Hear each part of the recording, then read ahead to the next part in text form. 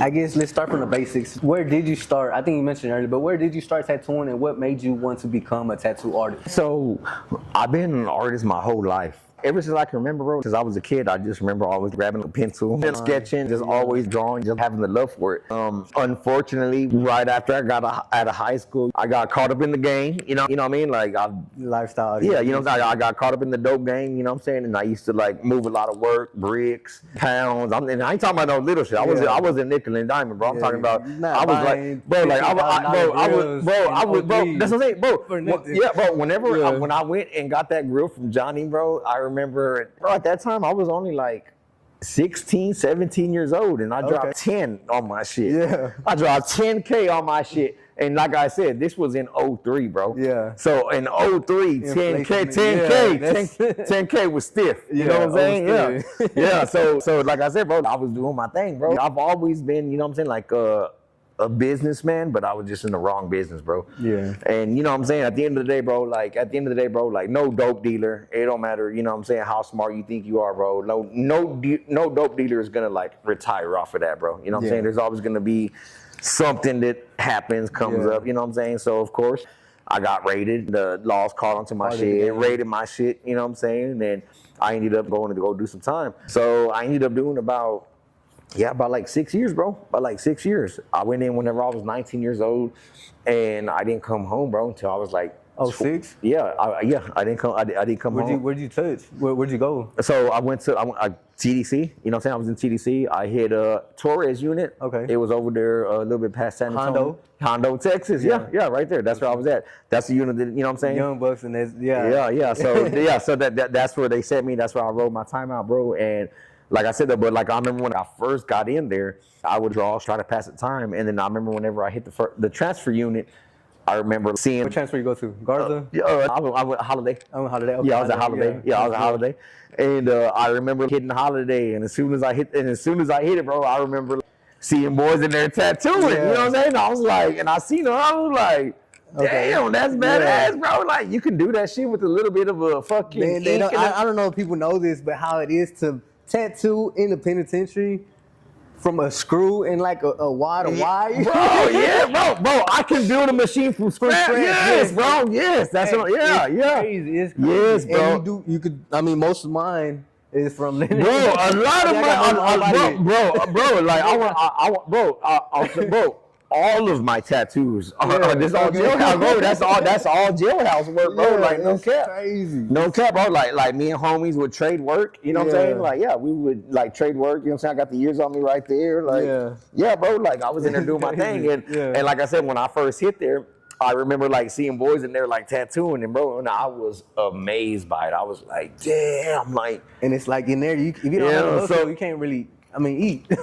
So I remember I was like, man, you know what? Like, fuck it. Like, I want to learn how to tattoo. And I remember like buying my first machine in there. You know what I'm saying? A relay or? Yeah, a relay. I remember buying myself a relay, and I remember like I tattooed. So my celly that stayed like right underneath me. That was my boy George, man. Shout out, cool, George. Yeah, cool. Hey, bro, George, if you're watching this, bro, like, goddamn, nigga, like, I don't know, whatever the fuck happened to you, bro, but I fuck with you, man. But holla at me, man. And anyways, bro. So like I remember getting the machine, and I remember telling him like, "Hey, bro, like let me do something." And he's like, "Bro, like," and I remember like he was like, "Bro, like I already see like you're drawing." Because tattooing itself is completely different from drawing, right? Yeah, it is. I've seen people that draw really good. It's a different medium. That at the end of the day, it's a little bit of a different medium. You're just using a different tool, and you're working on a different canvas. Yeah. Perfect. So at the end of the day, yes, of course, like you're not gonna like just be badass. Like if you're badass on paper, you're not gonna just you're not gonna just going on skin. But I remember the first tattoo I did was on my homie, bro, and I hooked him up with the stomp out, big old fucking Astro star right here with like some smoke around it on the stomach. Yeah. And I remember that whole came out clean. Anyways, bro. So so I remember like buying the machine, and I remember the first tattoo I did on my homie, bro, was a big ass Astro star. And not even trying to stunt, bro, but that whole came out clean. And as soon as I did it, first tattoo, everybody like in the whole dorm was like, "Oh, bro, I want this. How much this?" Bro. And then I started seeing like, damn, like I got all this like money coming in. Bro. So then at that moment, my mind was like, you know what, bro? That's what I'm gonna do when I get out. So at that moment, I was like, you know what, bro? Like, I'm gonna prepare myself. I started taking a business class. I started like telling my people, hey man, like send me stuff about like tattoo magazines. You know what I'm saying? Like, I was just sitting there and just like putting all your time and effort preparing, bro, for this right here. Preparing. And I knew that whenever I came home that I was gonna be a tattoo artist and I was gonna open up a shop, and then nothing was gonna get in my way, bro. And if I'm being all the way honest with you, bro. So while I was also locked up, bro, I've always had a relationship with God. I've always, you know what I'm saying, known that there's, you know what I'm saying, the man upstairs. But yeah, bro, on some real shit, when I got in there, bro, I opened up that Bible and just started reading, bro. And I would just read the Bible every day and got a closer relationship with God. And I remember literally, bro, I remember when I was in there, like I said, for a few years. And I remember one day, bro, they hit me up and they were like, G6, like, you're going home. Like, you know what I'm saying? Like, you made parole. Like, pack your shit up. It's not like the lottery, but man, it's a big thing. I know, bro. So I was like, damn, bro. And I remember that shit hit me hard, bro. Like, where you're at now, so look at this, to where you're at now, coming from there, it's worse than the bottom. But when you're in there, you're at the bottom of the barrel. When you're in there, you're rock bottom, bro. You're rock bottom. Like, it's worse than being homeless on the street. I mean, you're locked up, confined, and it's horrible situation. It is, bro. But man, it's great love, respect. Man, it's dreams come true. It's motivation. It's goals to be where you're at now. Yeah, bro. Like I said, bro. Like, congratulations, bro. Man. Thank you, bro. Thank you, bro. And on some real shit, bro, like sometimes I have to remind myself, like you know what I'm saying? Like, I ain't gonna lie, bro, like at the end of the day, bro, like sometimes you think of where do you have come from? Look, bro, every now and then, you know what I'm saying? Like sometimes, you know what I'm saying, business will get like a little slow. Exactly. Or you know what I'm saying? Like, you know, like, you have your ups and your downs, you know what I'm saying? Yeah, you have your ups and your downs, but at the end of the day, bro, I remind myself that when I was in there, you know what I'm saying, at the bottom of the barrel in my motherfucking cell. You know what I'm saying? I remember just praying to God and praying the lifestyle that I'm living now. And it wouldn't be possible without God, bro. It wouldn't, bro. Because like, I ain't gonna lie, but like I said, bro, I remember the day that I got the day that they like let me know that like I was going home and I made parole. I remember like just getting down on my hands and knees, bro, and just praying to God, bro, and just saying, all right, God, I was nervous. I didn't know what was gonna come. But you didn't just step out and on parole and just made it here. No, it was a long struggle. It was a hard road. Bro, I got locked up when I was a kid, bro. So I mean, bro, like I was just fresh out of high school, bro. Fresh out of high school, bro. Like I said, 18. I just had turned 19.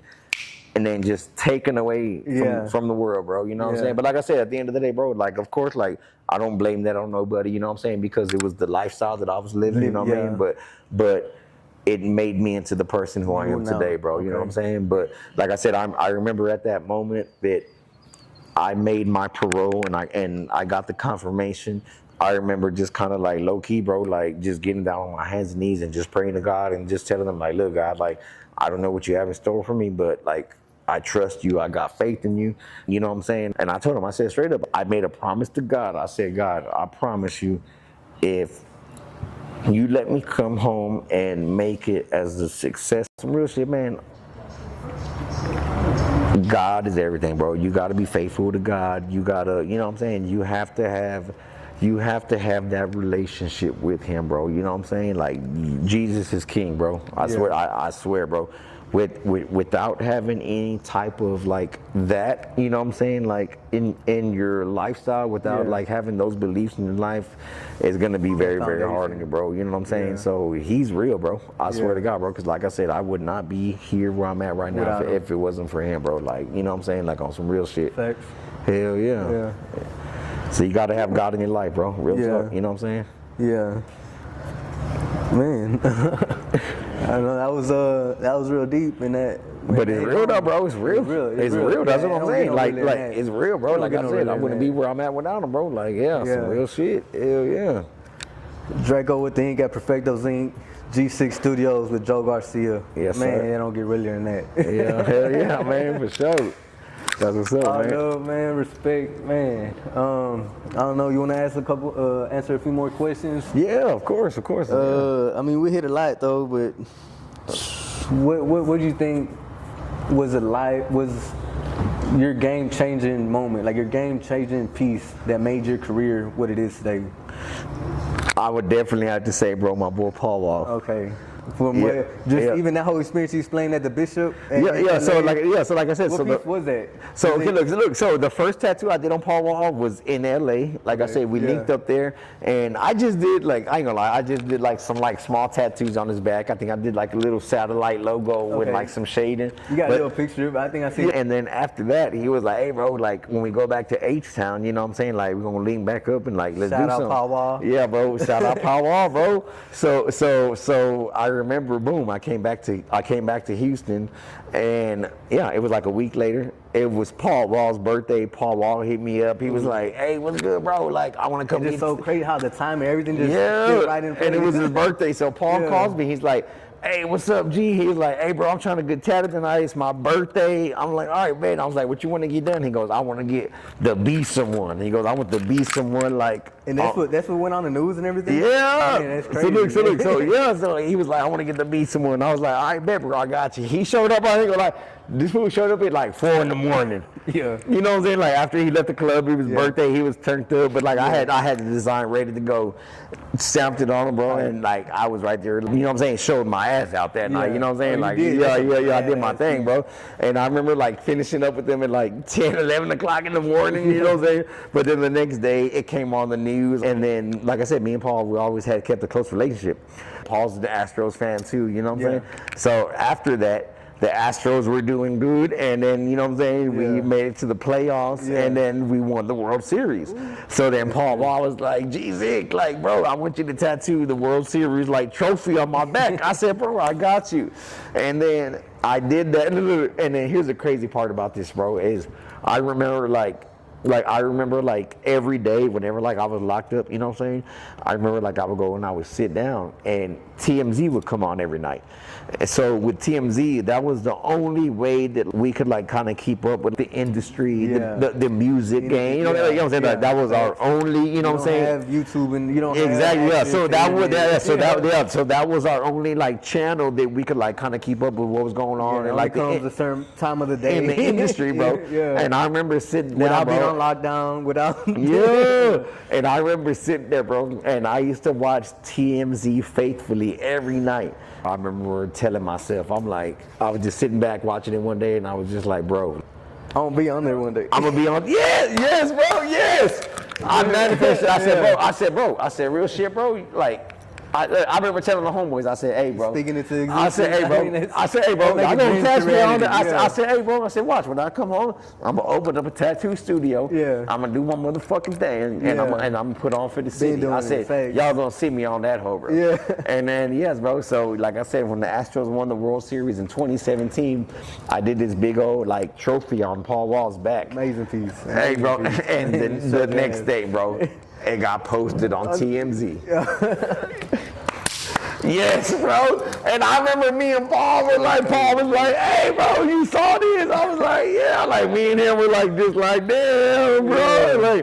Yeah, bro, yes. And I just remember when I saw it, I was just I just remember telling myself, I was like, "God, I kept my promise." Yeah. You know what I'm saying? I stayed true to my word. You know what I'm saying? So, of course, bro, like I said, at the end of the day, you know that, hey, no fucking shade to anybody, but you know what I'm saying? You got people out there that pray to the Santa Muerte. You got people that pray to all kind of other saints. Buddha or whatever it is. Yeah, exactly, bro. But at the end of the day, bro, you can pray to God and you can make a promise to God also. You know what I'm saying? And as long as you keep, he gonna test your ass. Yeah. But as long as you fucking stay down, stay loyal, and you stay to your words, I promise he gonna bless you, bro. And gains to a lot of people out there and going through the struggle right now. And that's hold on. Exactly, bro. Like I said, yeah. Dreams come to reality. It's proof right here. Yeah, man. Like I said, and all I do is tattoo. I don't do nothing else. You know what I'm saying? All I do is tattoo, man. So I'm so grateful for all of my clients, everybody that supports me. I mean, even if you haven't came through and got a tattoo from me, I just appreciate everybody. Love, that like reshares my posts, you know what I'm saying? Like tells, hey man, like go get a tattoo from, you know what I'm saying? Yeah. So like I said, man, at the end of the day, like I appreciate all that, and I wouldn't be here where I'm at right now if it wasn't without for them. them. Yeah, real shit, man. All love to them too, man. Hell yeah, for real. I know too, that's a big thing. How is it with relationships in the industry? How big is the relationship? I hear it all the time. People go anywhere to get tattooed. I mean, I don't know how many tattoo artists there are out there. Man, bro. So like, it's crazy. Look, so it's crazy now. The time that we live in right now is there's a lot of artists that are out there who are learning or like, you know what I'm saying, getting trained or taking these courses, because before that was shunned upon. Like it was shunned for an artist to make a training course or anything other than that nature. So but now the times have changed. Yeah, times have changed and it's flipped. So now you got people out there doing courses, teaching people how to tattoo. They self-taught. I mean, that's a big issue right now, a big topic, self-taught artists from apprenticeships. Because, I mean, I kind of came up the same way you have. That's where I learned. And it's like I never took an apprenticeship. I never worked for nobody. Just went self-taught, that's what I'm saying. Straight into it, started the shop. And there ain't nothing wrong with that. There's nothing wrong with that, bro. You know what I'm saying? So proof. For real. So at the end of the day, bro, you know what I'm saying? So like, at the end of the day, like, what words would you have for a self-taught artist? I mean, even in that nature, I know it's different how we were. What predicament we were in to learn how to tattoo. We would learn how to break a gun down and put it out of nothing. I mean, but like just for other people, just regular people out there that are trying to be in the industry, what would you tell them? Man, honestly, like don't stop. All gas, no brakes. Exactly. On some real shit. Look, like you can't get worse. You know what I'm saying? On some real shit. Like you're gonna get better. That's what I'm saying. So like, if you're really like trying to like apply yourself and you're really like actually trying to like do good, you're not gonna get worse. You're gonna get better with every tattoo. So at the end of the day, don't let nobody discourage you. Don't let any, because at the end of the day, man, like haters always. And the crazy part about it, it's always going to be your close friends. It's always going to be the homies around you, like, oh nah, bro, you suck, don't do it. That's what I'm saying. So at the end of the day, like, hey, block all that shit out and just keep doing what you do, but and don't stop. Like, don't stop, because I promise you, you're gonna get better with every single tattoo. Okay, ask it. Okay, with G6, how dating like being an artist? So I'm gonna just be real, bro. Like, women treat tattoo artists basically, it's like we're a stripper. or we're a female with the OnlyFans. So all I'm saying though, so like on some real shit though, like you meet a chick that's a stripper who has an OnlyFans, like do you take her like, oh yeah, like this wifey, we gonna, you know what I'm saying, like this wifey, we gonna, you know what I'm saying, like we're gonna have like a family and like this baby, like right? Yeah. I mean, facts. I mean, that's how they treat us, bro. And the crazy part about it, like I said, bro, like, bro, look, so okay, so I'm 38, bro. I'm 38 years old. Never been married. I ain't got no kids, bro. Like I definitely, not trying to brag, but I make like at least like $250K a year. Doing something you love to do. Yeah, and all I do is tattoo, bro. And the crazy part about it, bro, is like I said, bro, like I'll meet some females and they would not take me serious because it always, for some reason, the moment you tell a female, hey, I'm a tattoo artist, in their mind, they look at it like, oh, he got a whole bunch of hoes, you know what I'm saying? Yeah, bro. Yeah, bro. I'm being all the way in there in detail. I'm being dead ass, bro. Yeah, it's crazy, right? Tell me, because you tattoo also, so tell me you don't deal with that, bro. Like, it's crazy, yes, and I hear it a lot in the industry when I'm looking at different artists and looking at them talk, and it always comes up. I don't go too deep into that because I mean, I know you had these experiences, but man, that's why I'm still single with no kids. Yeah, okay. Craziest story you had. Tattooing. Craziest story you have at tattooing? Like, I mean, I know you have a lot of them. I mean, it's a lot of.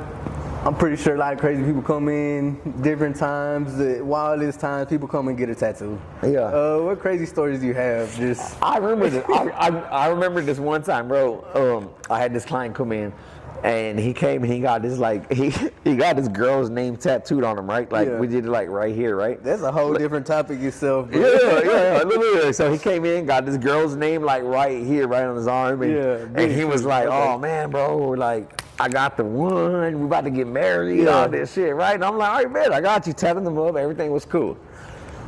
This motherfucker hit me back the next day. God, next day, and was like, "Hey, bro, I need you to cover this shit up." He goes, "I need you to cover this shit up, bro." He was like, "This bitch was cheating on me, all kind of shit." So I was like, "All right, so what do you want to cover it with?" He was like, "Bro," he goes, "on some real shit." He goes, "Like, I just want you to just get like some red ink and like just like void or and no, just like scratch that shit out." Like he literally wanted me to like carve the name out. And I was like, "Bro, are you serious?" He was like, "Yeah, bro. Like, I want you to literally just like get some red ink and like." Was the name in red? No, the name was in black, but he wanted me to like carve it out in like red ink. And I was like, "Bro, like, are you serious?" You know what I'm saying? He was like, "Hell yeah!" Because someone's paying for you. If someone's paying you to do a tattoo on them, they want it this way. There's not really much you could do, right? Exactly. But the one thing about me is I'm gonna be like, "Hey, bro, like, try to persuade them. Are you sure? You know what I'm saying? Like, are you 100% sure? We can do this. Yeah, this is what you want." Because and I said, "Yeah, bro, we can do something else. We can do, you know what I'm saying?" But he was like dead on. He was like, "Nah, bro. Like, I want to have like some big ass red scratches. You know what I'm saying? Looking like I extra out." Okay. Like, and that's what I was like, "Bro, are you serious?" He was like, "Nah, bro, I'm dead ass serious." And I was like, I had to ask him about 3 or 4 times. I was like, "Bro, are you sure?" He's like, "Yeah." So that was probably one of the craziest tattoos that I did. Like I said, so he came in one day and then the next day, like, just a big red. Yeah, dude. That is crazy. Yup. Man. They do like that one movie, Born We Stay Late. Right? Yeah. If there's any decision or anything you could do different on your path for where you're at now, what would it be? If there was anything that I could do different, man, honestly, if I'm being real, like, just like one thing you could change, or one thing, if you could go back now, just replay. It sounds like you really love it where you're at now. But look, like I said, bro, honestly, like I said, bro, honestly, like, yeah, like, I honestly wouldn't change anything. Because everything that happened before in your past, bro, I wouldn't be the person that I am right now. Okay, so let me talk to you, because it's a different perspective on anybody that ever went down that road, that ever been incarcerated, ever been to TDC. I don't even like talking about it too much because it's a past thing. Yeah, I know. One thing about me is I never forget what I've been through, and I never forget who I met along the way, bro. Facts. Never, it made you who you are now. Never. It brought you to where you're at now. Exactly. And you would have been the man you are without it. Yeah. No, so it's crazy, but like a lot of people don't know this, but okay, so I got a few tattoo artist homies out there that are in the game. Yeah. So man, shout out to my boy Drew Demas. Okay. Badass artist. Yeah. And then my boy Tune Lewis, you know what I'm saying? Okay. But like they tattooed like some badass, like, you know. So anyways, make a long story short. So look, it's me, my boy Drew, and my boy Lewis. And Lewis tattoos like Trey the Truth. Okay. My other boy Drew Demas like tattoos like, you know what I'm saying, like a lot of these other celebrities, you know what I'm saying, and then me. And like I said, at the end of the day, bro, like no cap, I feel like that's a tight little circle. at the end of the day, I feel like we need to get all of us together and sit down. But we were all at the same unit together. Yeah. Yes. That's crazy. So we were all at the same unit together, bro. So like whenever, that's crazy. So like we were all there together, bro. Like he was over here in this dorm, I was in this dorm, and he was in this dorm, and like we were running shit, and we all got out around the same time. You know what I'm saying? So I know y'all didn't imagine there, y'all in the unit, in the yard, in the cafeteria. And gonna be here someday. I know, and exactly, bro. And then so like to see us come out and we all doing our thing. Because I know a lot of people that are never coming home. Yeah, bro, there are some badass tattoo artists. There's some like badass people, bro, and they never come home. They ain't never, bro. Yeah, bro. I like my celly that I was with in there right before I left home, bro. He had like 60 years. Yeah. He had like a 60-year sentence. He was only like 2 years into it. And you're already so much age. And this boy was already like about to be 30, bro. So like, I don't think I'll believe 90.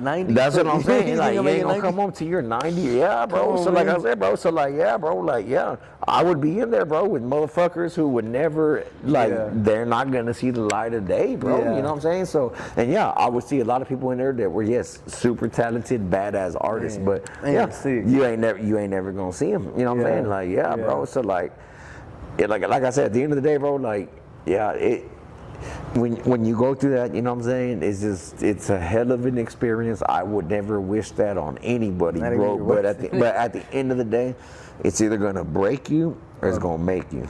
Facts. Real shit. It's gonna either break you or make you, bro. Yes, sir. Hey, we still got some more. We still got some more shot. Yeah.